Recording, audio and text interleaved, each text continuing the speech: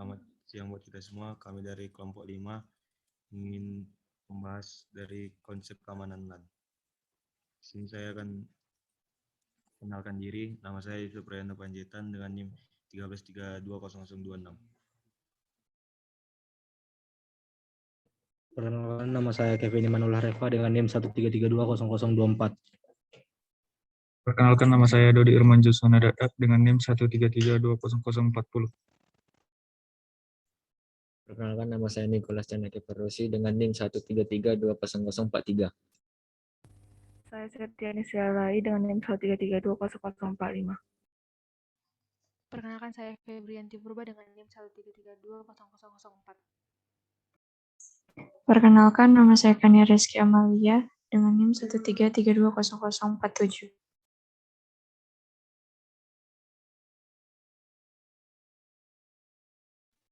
Perkenalkan, nama saya Imi Madani dengan NIM 13320009. Perkenalkan, nama saya Rio Putra Hamzalaku dengan NIM 13320038. Perkenalkan, nama saya Siti Hori Gestorus dengan NIM 13320053. Di sini saya akan membahas dari wireless LAN. Wireless LAN yaitu singkatan dari WLAN, adalah jenis jaringan kabel yang umumnya digunakan di lingkungan rumah atau juga di kantor dan juga di kampus. Jaringan ini harus mendukung orang-orang yang sedang bergerak. Orang-orang terhubung menggunakan komputer, laptop, tablet, dan ponsel. Ada banyak infrastruktur jaringan berbeda yang menyediakan akses jaringan seperti kabel LAN, jaringan penyedia layanan, dan jaringan telepon. Dalam infrastruktur nirkabel di tempat, bisa ada penghematan biaya setiap kali perubahan peralatan atau relokasi karyawan di dalam gedung untuk pindah ke lokasi sementara atau lokasi proyek. Infrastruktur nirkabel dapat beradaptasi dan kebutuhan teknologi yang berubah dengan cepat. Jenis-jenis jaringan nirkabel. Jaringan nirkabel didasarkan pada standar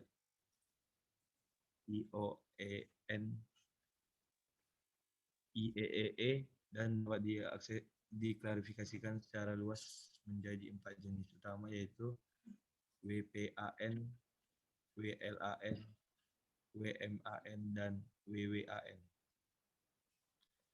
Jaringan area pribadi nirkabel WPAN menggunakan pemancaran berdaya rendah untuk jaringan jarak pendek. Biasanya digunakan 20 hingga 30 kaki, sehingga panjangnya itu 6 hingga 9 meter. Perangkat berbasis Bluetooth dan Zigbee biasanya digunakan di WPAN. Yang kedua itu LAN, nirkabel WLAN. Menggunakan pemancar untuk mencakup jaringan berukuran sedang, biasanya hingga 300 kaki.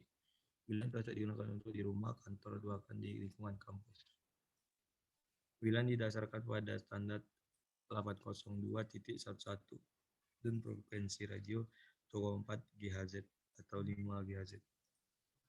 Yang ketiga itu MAN nirkabel, yaitu atau WMAN. Menggunakan pemancaran untuk menyediakan layanan nirkabel di wilayah geografis yang lebih luas. WMAN cocok untuk menyediakan akses nirkabel ke kota metropolitan atau distrik tertentu. WMAN menggunakan frekuensi berlisensi tertentu. Keempat, jaringan area luas nirkabel atau WWAN. Menggunakan pemancar untuk menyediakan cakupan wilayah geografis yang luas. WAN cocok juga untuk komunikasi nasional dan global. WWAN menggunakan frekuensi berlisensi tertentu. Teknologi nirkabel. Teknologi nirkabel menggunakan spektrum radio tanpa izin untuk mengirim dan menerima data. Spektrum yang tidak berlisensi dapat diakses oleh siapa saja yang memiliki router nirkabel dan teknologi nirkabel di perangkat yang mereka gunakan. Bluetooth standar IEEE-WPAN yang menggunakan proses pemasangan perangkat untuk komunikasi melalui jarak hingga 300 kaki atau 100 meter. Ini dapat ditemukan di perangkat rumah pintar, koneksi audio, mobil, dan perangkat lain yang memerlukan koneksi jarak pendek. Bluetooth hemat energi atau BLE ini mendukung beberapa teknologi jaringan termasuk topologi mesh ke perangkat jaringan skala besar. Tingkat dasar Bluetooth atau ditingkatkan BR atau ITR ini mendukung topologi titik ke titik dan dioptimalkan untuk streaming audio. WiMAX interoperabilitas seluruh dunia untuk akses microwave atau disebut WiMAX adalah alternatif untuk koneksi internet kabel broadband bersaing dengan DSL dan kabel. Biasanya digunakan di area yang belum terhubung ke DSL atau penyedia kabel. Ini standar EEE 802.16 WWAN yang menyediakan akses broadband nirkabel kecepatan tinggi hingga 3.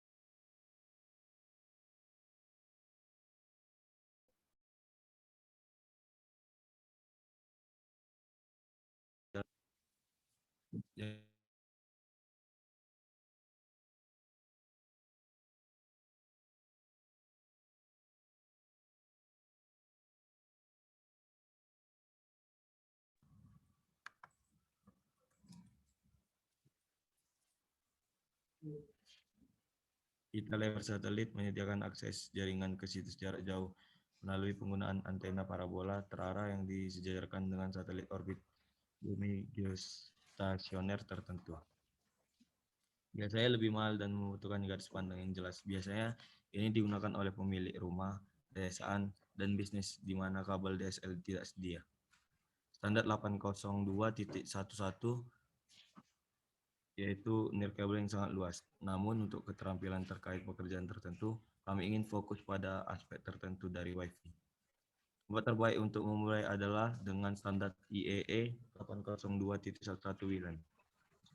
Ini menentukan bagaimana frekuensi radio digunakan untuk sambungan nirkabel.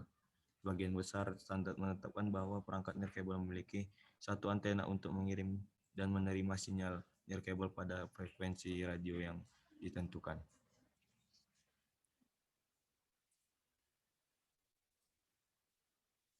Dan selanjutnya akan dibacakan oleh teman saya.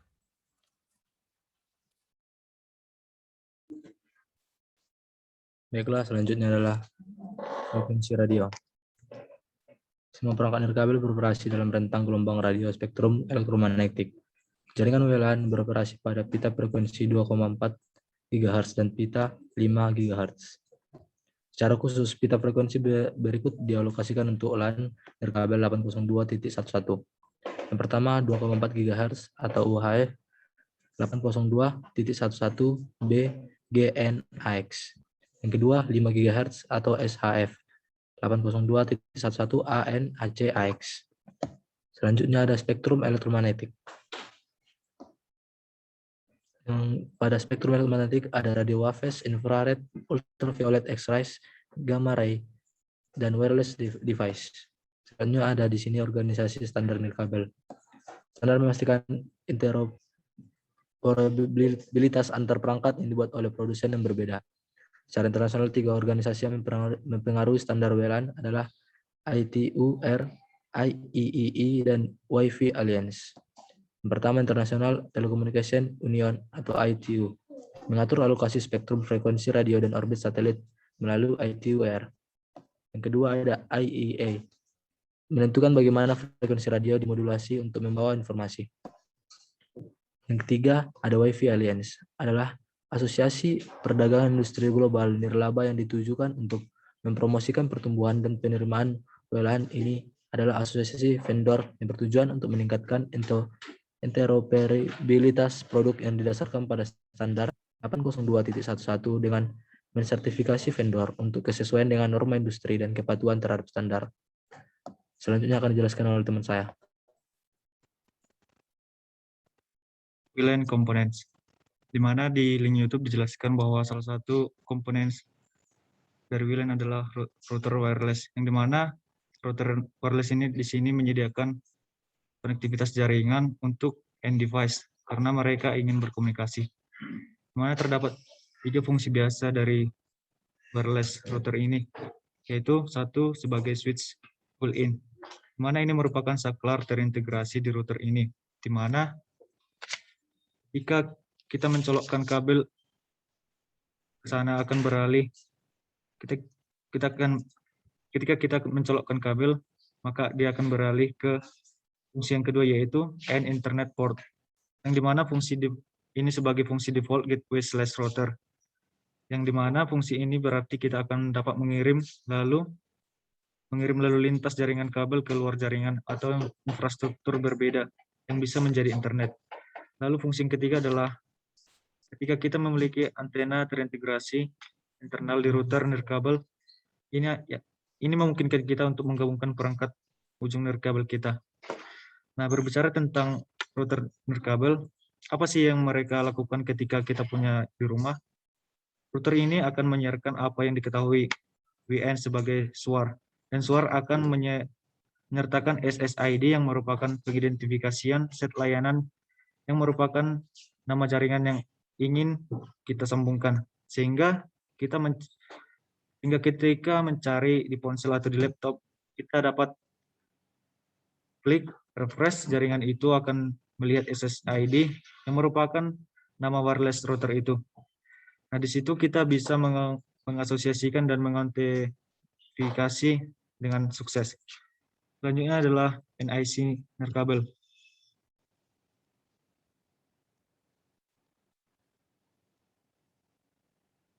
Di mana penerapan nirkabel memerlukan 2 perangkat yang memerlukan, yaitu harus memiliki pemancar radio dan penerima radio yang disetel ke frekuensi yang sama, di mana yaitu adalah mengakhiri perangkat dengan NIC nirkabel, dan yang kedua perangkat jaringan seperti perute nirkabel atau IP nirkabel. Nah, di mana untuk berkomunikasi secara nirkabel, laptop, tablet, ponsel pintar, atau bahkan mobil terbaru yang menyertakan NIC nirkabel terintegrasi yang menggabungkan pemancar atau penerima radio. Selanjutnya, wireless home router, mana jenis perangkat infrastruktur ini yang dikaitkan dan diautentifikasi oleh perangkat end device yang bervariasi berdasarkan ukuran dan persyaratan WLAN. Seperti misalnya, pengguna rumah biasanya menghubungkan perangkat wireless menggunakan router nirkabel kecil. Seperti pada gambar, di mana terdapat titik akses, di mana ini menyediakan akses nirkabel 802.11 A/B/G/N/AC. Dan yang kedua ada switch, di mana ini menyediakan switch Ethernet 4 port full duplex 10/100/1000 untuk menghubungkan perangkat kabel.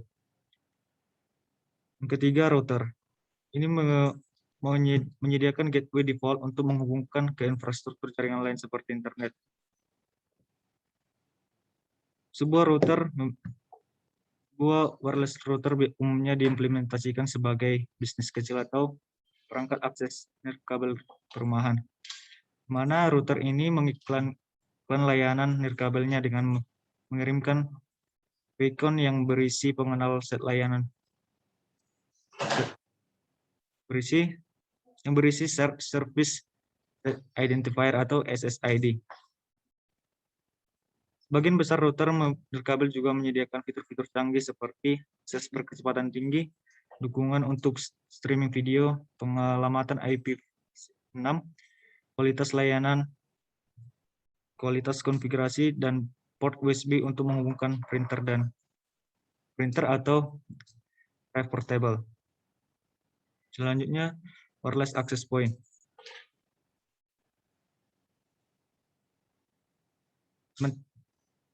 Solusi terbaik adalah sementara range extender mudah diatur dan dikonfigurasi. Solusi terbaiknya adalah dengan memasang titik akses nirkabel lain untuk menyediakan akses nirkabel khusus ke perangkat pengguna. mana klien nirkabel menggunakan NIC nirkabel mereka untuk menemukan HP terdeka yang mengiklankan SSID mereka. Kemudian, klien akan mencoba untuk mengasosialisasikan dan mengautentifikasi dengan IP. Kita dapat melihat gambar berikut adalah contoh dari Cisco Meraki Go AP. Selanjutnya adalah kategori AP kategoris, di mana topologi dan penjelasannya masing-masing terdapat ada AP otonom, di mana ini adalah perangkat mandiri yang dikonfigurasi menggunakan interface baris perintah atau GUI. Seperti pada gambar, AP otonom berguna dalam situasi di mana hanya beberapa AP yang diperlukan dalam organisasi. Jika tuntunan nirkabel meningkat, lebih banyak AP yang akan dibutuhkan. Setiap AP akan beroperasi secara independen dari AP lain dan setiap AP yang memerlukan konfigurasi dan manajemen manual. Ini akan menjadi luar biasa jika banyak AP dibutuhkan. Selanjutnya controller based application. Mana perangkat ini tidak memerlukan konfigurasi awal dan disebut dengan AP ringan atau LAP. LAP menggunakan protokol titik akses ringan, mana untuk berkomunikasi dengan protokol WLAN atau WLC. Seperti ditunjukkan pada gambar, di mana AP berbasis kontrol berguna dalam situasi di mana banyak AP diperlukan dalam jaringan. Karena lebih banyak AP ditambahkan, setiap AP secara otomatis dikonfigurasi dan dikelola oleh WLC. Dan kita perhatikan juga pada gambar memiliki 4 port yang terhubung ke infrastruktur switching, di mana keempat port ini dikonfigurasi sebagai grup agresiasi tautan atau LAG yang menggabungkannya. Sama seperti bagaimana Ethernet channel beroperasi, LAG menyediakan redundansi dan penyeimbang beban. Semua port pada saklar yang terhubung ke WLC perlu di-trunking dan dikonfigurasi dengan Ethernet channel aktif. Namun, LAG tidak beroperasi persis seperti Ethernet channel. WLC tidak mendukung protokol agresi port atau PAGP atau Link Aggregation Control Port Protocol atau LACP. Selanjutnya, antena nirkabel atau wireless antenna. Yang pertama itu omnidirectional antenna. Seperti pada gambar berikut menunjukkan adanya contoh cakupan 360 derajat dan ideal rumah, area kantor terbuka, ruang konfigurasi, dan area luar. Selanjutnya akan dibacakan oleh teman saya.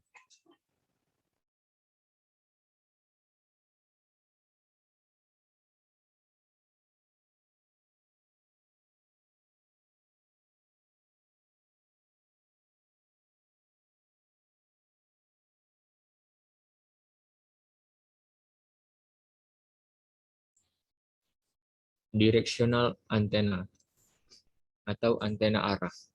Di sini antena arah memfokuskan sinyal radio ke arah tertentu untuk meningkatkan sinyal dari titik akses ke arah yang ditunjuk antena, memberikan kekuatan sinyal yang lebih kuat di satu arah dan mengurangi kekuatan sinyal di semua arah lainnya.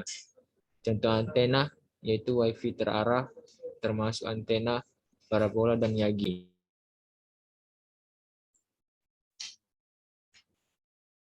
Multiply input, multiply output, atau MIMO. Menggunakan beberapa antena untuk meningkatkan bandwidth yang tersedia untuk jaringan nirkabel IEEE 802.11n/AC/AX hingga membentuk 8 antena pengirim dan penerima dapat digunakan untuk meningkatkan through output. WLAN operation. Di mode topologi nirkabel 802.11, wireless LAN dapat mengakomodasi berbagai topologi jaringan standar 802.11, mengidentifikasi 2 mode topologi nirkabel utama, yaitu mode ad hoc ad hoc, dan mode infrastruktur. Tethering juga merupakan mode yang terkadang digunakan untuk menyediakan akses nirkabel cepat.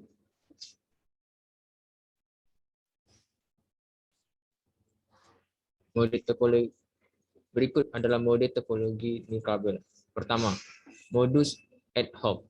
Ini terjadi ketika dua perangkat terhubung secara nirkabel dengan cara per-to-per atau P2P tanpa menggunakan AP atau router nirkabel.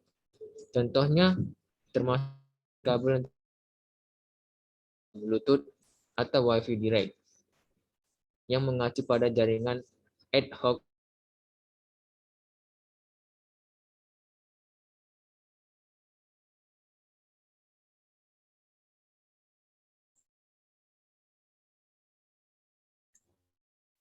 Yang kedua adalah infrastruktur mode. Ini adalah saat klien nirkabel melakukan interkoneksi melalui router nirkabel atau AP. Seperti di WLAN, AP terhubung ke infrastruktur jaringan menggunakan sistem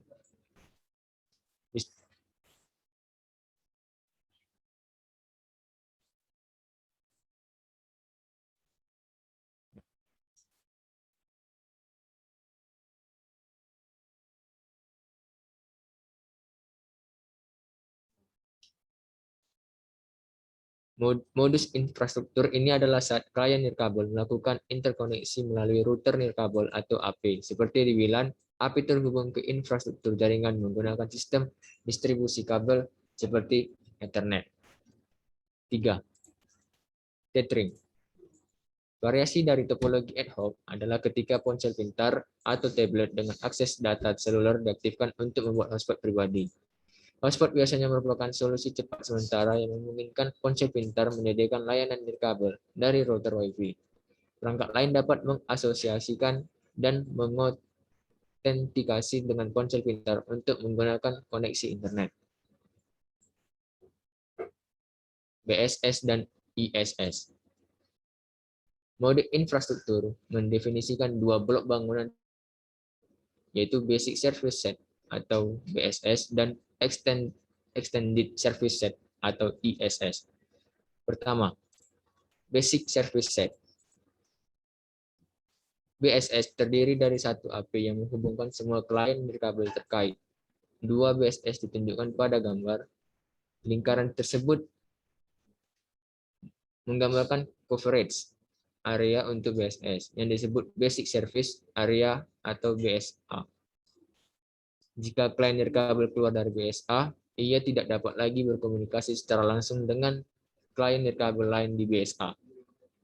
Biasanya alamat MAC layer 2 dari AP digunakan untuk mengidentifikasi secara unik setiap BSS yang disebut secara Basic Service Set Identifier atau BSS ID. Oleh karena itu, BSS ID adalah nama formal dari BSS dan selalu dikaitkan hanya dengan satu AP. 2. Extended Service Set. Ketika satu BSS memberikan cakupan yang tidak mencukupi, dua atau lebih BSS dapat digabungkan melalui sistem distribusi umum atau DS menjadi ISS. ISS adalah penyatuan dua atau lebih BSS yang saling terhubung oleh DS berkabel. Setiap ISS diidentifikasi oleh SSID dan setiap BSS diidentifikasi oleh BSS ID-nya.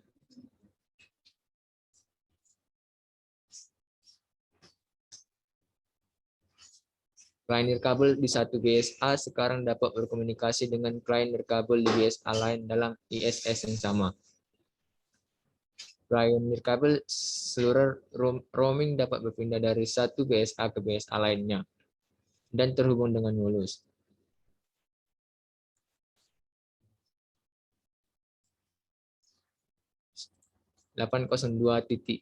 Frame struktur. Bahwa semua frame layer 2 terdiri dari bagian header, payload, and from check sequence atau FCS. Format bingkai 802.11 ini mirip dengan format bingkai Ethernet, kecuali bahwa ia berisi lebih banyak bidang seperti yang ditunjukkan pada gambar tersebut. Header, payload, dan FCS. Yang terisi dari frame control, duration, address 1, address 2, address 3, sequence control, dan address 4. Semua bingkai nirkabel 802.11 berisi bidang berikut. 1. Frame control atau kontrol bingkai. Ini mengidentifikasi jenis bingkai nirkabel dan berisi subbidang untuk versi protokol, jenis bingkai, jenis alamat, manajemen daya, dan pengaturan keamanan. Duration atau durasi ini biasanya digunakan untuk menunjukkan sisa durasi yang diperlukan untuk menerima transmisi frame berikutnya. Dari perangkat nirkabel yaitu 1. Address 1 receiver address atau alamat 1 alamat penerima. Yang kedua alamat 2 alamat pemancar, dan yang ketiga alamat 3 SA/DA/BSSID yang tujuan dapat berupa perangkat nirkabel atau perangkat kabel. Dari AP adalah alamat 1 alamat penerima, yaitu alamat MAC pengirim, alamat 2 alamat pemancar, alamat MAC dari AP, dan yang ketiga alamat 3 SA/DA/BSSID untuk alamat MAC tujuan nirkabel. Yang keempat adalah sequence control atau kontrol urutan. Ini berisi informasi untuk mengontrol urutan dan frame terfragmentasi. Yang kelima adalah alamat 4. Ini biasanya hilang karena hanya digunakan dalam mode ad hoc. Yang keenam adalah payload atau muatan. Ini biasanya berisi data untuk transmisi, dan yang terakhir adalah FCS. Ini digunakan untuk kontrol kesalahan layer 2. Selanjutnya akan dijelaskan teman saya. Selanjutnya CSMA-CA. WLAN adalah setengah duplex konfigurasi media bersama. Half duplex berarti bahwa hanya satu klien yang dapat mengirim atau menerima pada saat tertentu. Media bersama berarti bahwa semua klien nirkabel dapat mengirim dan menerima pada saluran raja yang sama, yang menimbulkan masalah karena klien nirkabel tidak dapat mendengar saat mengirim, yang membuatnya tidak mungkin untuk mendeteksi tabrakan. Untuk mengatasi masalah ini, WLAN menggunakan Current Sense Multiple Access with Collision of Avoidance atau CSMA-CA sebagai metode untuk menentukan bagaimana dan kapan mengirim data di jaringan. Klien nirkabel melakukan hal tersebut. Yang pertama, mendengarkan saluran untuk melihat apakah saluran tersebut tidak aktif, yang berarti bahwa tidak ada trafik lain yang sedang berada di saluran tersebut. Saluran juga disebut pembawa. Yang kedua, mengirim clear to send atau CTS dari API yang memberikan akses untuk mengirim. Mengirim pesan permintaan untuk mengirim atau RTS ke API untuk meminta akses khusus ke jaringan. Yang ketiga, menerima pesan clear to send atau CTS dari API yang memberikan akses untuk mengirim. Yang keempat, jika klien nirkabel tidak menerima pesan CTS, ia akan menunggu beberapa saat sebelum memulai ulang proses. Yang kelima, setelah menerima CTS, mengirimkan data. Yang terakhir, semua transmisi diakui. Jika klien nirkabel tidak menerima pengakuan, itu mengasumsikan tabrakan terjadi dan mulai ulang proses. Yang selanjutnya, wireless client and IP association. Untuk perangkat nirkabel, untuk berkomunikasi melalui jaringan, mereka harus terlebih dahulu mengasosiasikan dengan IP atau router nirkabel. Bagian penting dari proses 802.11 adalah menemukan WLAN dan kemudian menghubungkannya. Perangkat nirkabel menyelesaikan proses 3 tahap berikut, seperti yang ditunjukkan pada gambar. Yang pertama, temukan wireless IP. Yang kedua, autentikasi IP. Yang ketiga, berhubungan dengan IP. Agar asosiasi berhasil, klien nirkabel dan IP harus menyetujui parameter tertentu. Parameter kemudian harus dikonfigurasi pada IP dan selanjutnya pada klien untuk memungkinkan negosiasi asosiasi yang berhasil. SSID. Nama SSID muncul dalam daftar jaringan nirkabel yang tersedia pada klien. Di organisasi yang lebih besar yang menggunakan beberapa VLAN untuk mengelompokkan lalu lintas, setiap SSID dipetakan ke satu VLAN. Tergantung pada konfigurasi jaringan, beberapa IP jaringan dapat berbagi SSID yang sama. Password. Ini diperlukan dari klien nirkabel untuk mengautentikasi ke IP. Network mode. Ini mengacu pada standar WLAN 802.11a/b/g/n/ac/ad. IP dan router nirkabel dapat beroperasi dalam mode campuran, yang berarti bahwa mereka dapat secara bersama mendukung klien yang terhubung melalui berbagai standar. Security mode. Ini mengacu pada pengaturan parameter keamanan seperti WEP, WPA, atau WPA2, selalu aktifkan tingkat keamanan tertinggi yang didukung. Channel setting. Ini mengacu pada pita frekuensi yang digunakan untuk mengirimkan data nirkabel. Wireless router dan IP dapat memindai saluran frekuensi radio dan secara otomatis memilih pengaturan saluran yang sesuai. Saluran juga dapat diatur secara manual jika ada gangguan dengan IP atau perangkat nirkabel lain. Passive dan active discover mode. Perangkat nirkabel harus menemukan dan terhubung ke IP atau wireless router. Klien nirkabel terhubung ke IP menggunakan proses pemindaian atau penyelidikan. Proses ini bisa pasif atau aktif.